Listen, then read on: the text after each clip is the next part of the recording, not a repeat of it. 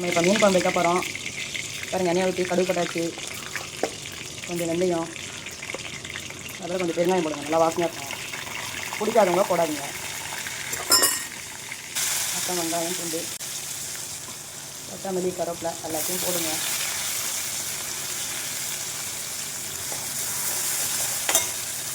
இங்கே பாருங்கள், தக்காளி கொஞ்சம் வெங்காயம்லாம் அரைச்சி வச்சுருக்கேன். தக்காளி எல்லாம் அப்படியே போட்டால் எடுத்து வெளியே போட்டுருவாங்க. அப்புறம் மஞ்சள்தூள், உப்பு, தேவையான அளவு உப்பு போடுங்க. உப்பு உங்களுக்கு சில சாப்பாட்டில் உப்பு போடுவாங்க, நாங்கள் போட மாட்டோம், அதனால் கொஞ்சம் ஜாஸ்தியாக போட்டுருக்காங்க. அதனால் பார்த்து போட்டுக்கோங்க. உங்கள் வீட்டில் காரம் எவ்வளோ சாப்பிடுவாங்கன்னு பார்த்து அதுக்கு தகுந்த மாதிரி மிளகாத்தூள் போடுங்க. மிளகாத்தூள் எண்ணெயில் கொஞ்சம் நல்லா ஃப்ரை பண்ணணும், அப்போ தான் மீன் குழம்பு வந்து நல்லாயிருக்கும். நீங்கள் ஜென்ரலாக காரக்குழம்பு வைக்கிறப்ப கூட அந்த மிளகாத்தூளை நல்லா எண்ணெயில் வதக்கிட்டிங்கன்னா உங்களுக்கு அதுவே மீன் குழம்பு டேஸ்ட் வந்துடும். பார்த்தீங்களா, இப்படி வதக்கிட்டோன்னா அந்த எரிப்பெல்லாம் போயிடும், மிளகாத்தூள் வாசனையே இருக்காது.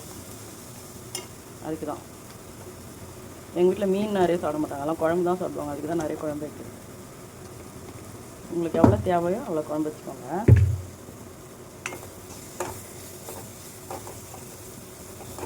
நல்லா வதக்கிடுங்க. வதக்கிட்டு கரைச்சி வச்சுருக்க புளியை ஊற்றுங்க. ஊற்றிட்டு நல்லா கலந்துட்டு கொஞ்சம் வாயில் ஊற்றி பார்க்கணும் எது கம்மியாக இருக்குது. உப்பு ஜாஸ்தியாக இருந்தால் காரம் போடணும், காரம் ஜாஸ்தியாக இருந்தால் உப்பு போடணும்.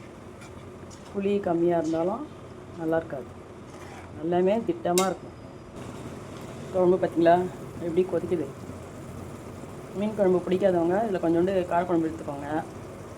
காய் வேணும்னா ஒரு காயை வந்து கொஞ்சம் உப்பு போட்டு ஒரு விசில் போட்டு இந்த குழம்போடு போட்டிங்கன்னா நல்லாயிருக்கும். ஆனால் மொட்டையை வேக வச்சு அதில் போடலாம். பார்த்தீங்களா, குழம்பு நல்லா கொதிச்சிச்சு. மீனை போடுவோம். போட்டுட்டு ஒரு 5 மினிட்ஸ் கழித்து ஆஃப் பண்ணிடுது. இருக்கிறதுலே ஈஸி மீன் குழம்பு தான்.